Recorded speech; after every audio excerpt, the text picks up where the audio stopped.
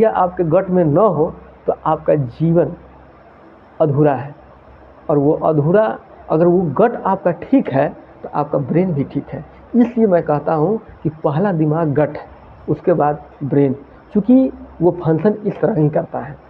तो NLP के द्वारा, न्यूरो लिंग्विस्टिक प्रोग्राम के द्वारा मैं इस के जरिए बच्चे को जोड़ता हूँ कि बच्चे इस प्रक्रिया से जुड़े और अपनी बात को रखें और उस टोन से, उस विचार से उसके विचार का आदान प्रदान हो, उस विचार को मैं सुधारूँ, उसके भीतर क्या चल रहा है, वो चाहता क्या है।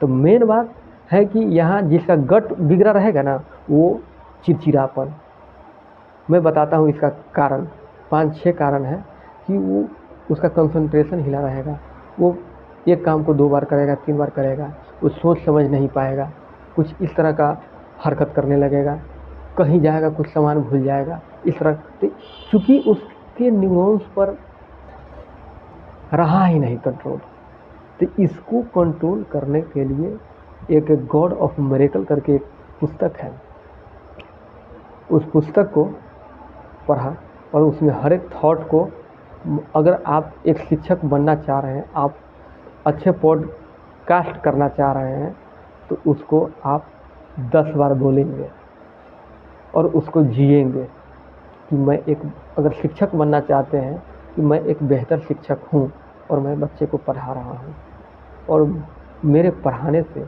बच्चे का जीवन सफल हो रहा है।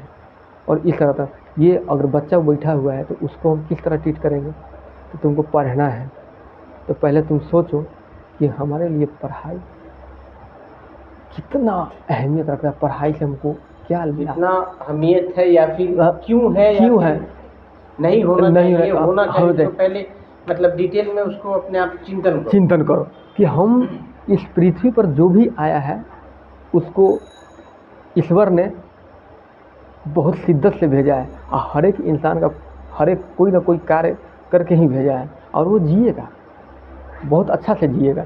तो बच्चे में ये होना चाहिए कि जो मैं सोच रहा हूँ वो जी रहा हूँ, जो मैं सोच रहा हूँ वो जी रहा हूँ।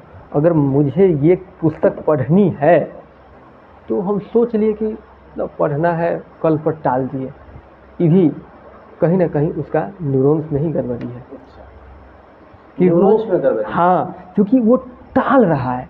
क्या रीज़न है, उसके गट में गड़बड़ी है। तो इसको न्यूरॉन्स के द्वारा, बातचीत के माध्यम के द्वारा उसको हम ट्रीट करेंगे। तो उसके गट मतलब क्या, स्टोमक?